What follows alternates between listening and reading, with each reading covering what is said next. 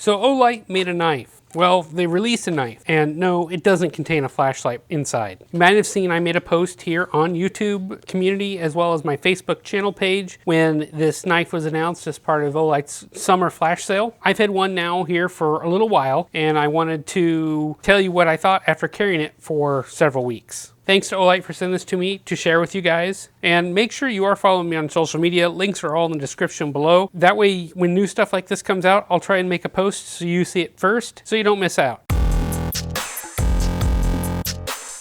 So a bit of background info on this knife. Olight didn't actually design or manufacture this knife. It's a collaboration with Kizer Knives, a well-known higher-end Chinese knife manufacturer, and it was designed by Yul Dan, a Kizer knife designer. This should help ease the concerns that some of the Olight faithful had on the Facebook page, where they were concerned that Olight should stick to making flashlights, etc. This is designed by somebody who knows what they're doing. And full disclosure, I know Yul. He has provided me with a little bit of inside info to share. Kizer's the only folding knife manufacturer in China to have ISO 1401, which is an environmental standard, and ISO 9000, which is a quality standard. And the coating's used on the Drever, FDA certified, so it's safe to use with food. So Olight's packaging is fantastic as usual, and the knife packaging here is no different. It's got a slip cover here with a life-size picture of the knife, and on the back you've got a lot of details and kind of the narrative on it and kind of your premium features. It's a nice box. The inside looks like this.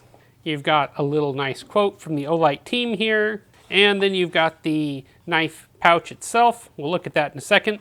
Below you get a nice microfiber cloth, and underneath that is a manual, kind of has a few care guidelines, things like that. Here is the pouch that the knife itself comes in. Nice nylon bag with O knife embroidered on it.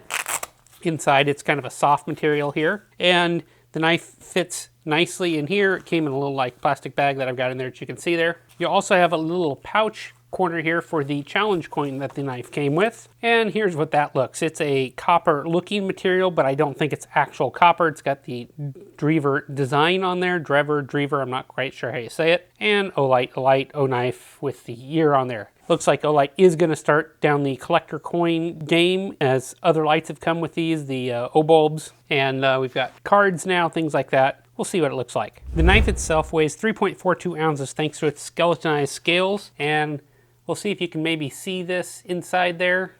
Hard to really tell. It comes in at 4.5 inches in length, closed with a 3.49 inch blade. So for me, that is perfect because my limit here is 3.5 inches. It measures 0.52 inches thick here on the body. So it's not the thinnest knife in the world, but I haven't had an issue with it. Do that smooth contoured G10. It's kind of 3D scalloped here, so it feels nice in the hand and fits nice in the pocket. The knife is using Bowler's N690 steel with a full flat grind, as you can see here with my fingerprints on it. It's a stone wash finished in this version here, but there's a black washed version as well. It's taken me a little bit of time to read up on N690 as it's a new steel for me, and it's a conventionally produced steel, and people seem to like it. It takes a very fine edge and holds it reasonably well. Some suggest it's slightly better than 154cm or VG10, while being very, very stainless. So it should make a decent food prep knife as well. Out of the box here, it came pretty sharp.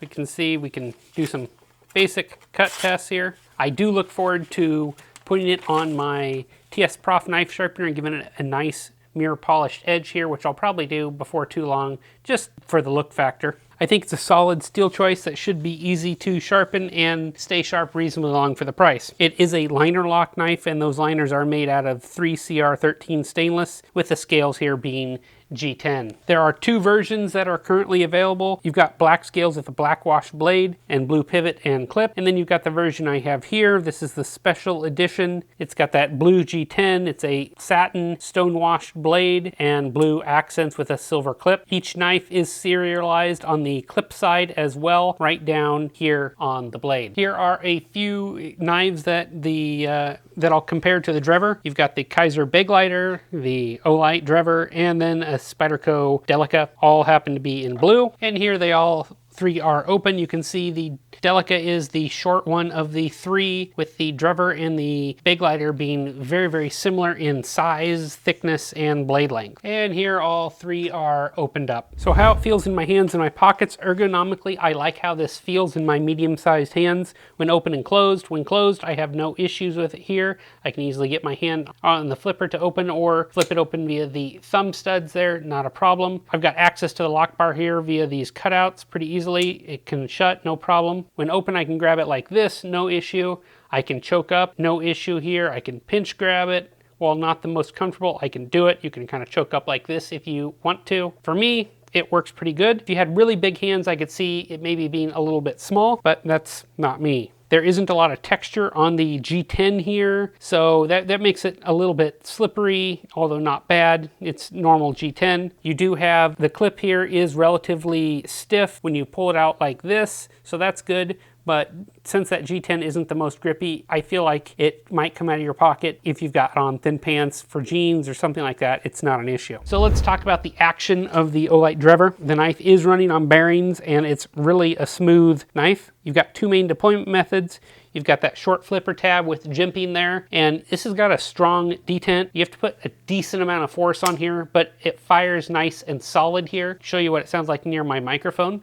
Your other deployment method is those thumb studs here. And I'll be honest, I don't really use thumb stud deployment much, but on the Drever, it works well.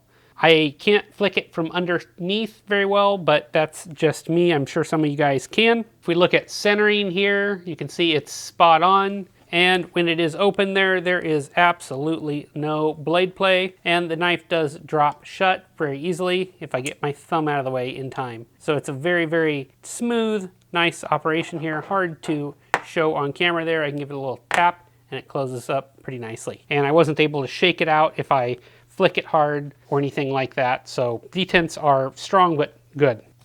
So my conclusion here is I think Olight was smart to partner with Kizer to produce and design a really nice knife from day one. This allows Olight to keep up their reputation of making quality products and designs. The experience with production and design here are obvious in my opinion. As competitive as the knife world is, especially at this price point, it was a good business decision to partner with someone who had the experience. Quality here is quite good, centering was spot on, and the knife is solid when deployed. Hopefully it's a partnership that will continue and we'll see other designs from Olight and Kizer in the future. I won't lie, I like this knife. This price range has a lot of competition as I've shown. This is a serious contender. For me, it fits well in the hand and in the pocket. I like that full flat ground sheep's foot style blade, and it performs pretty well too, as you've seen here as I've been breaking down some cardboard. This should be a blade shape that's easy for anyone to sharpen on any system or stone as well, so it's something that should be maintainable long term. I don't have much to say in terms of negative for the MSRP price of $69.95 here. They do go on sale. When this light was announced, it was on sale for $52.46, and knowing Olight, I'd expect to see that kind of become the de facto normal price. The detent here is pretty strong when using that flipper tab. That's probably my biggest negative criticism, which isn't much. Like I said, I wish that pocket clip was maybe just a little bit tighter, or there was a little bit more texture on the G10 on this side so it was a little bit more secure. Those of you who are left-handed will notice that the pocket clip is non-reversible and the knife is tip-up carry only, so that may be a negative for some of you too. On the blue model here, I think this is a lot of blue. This blue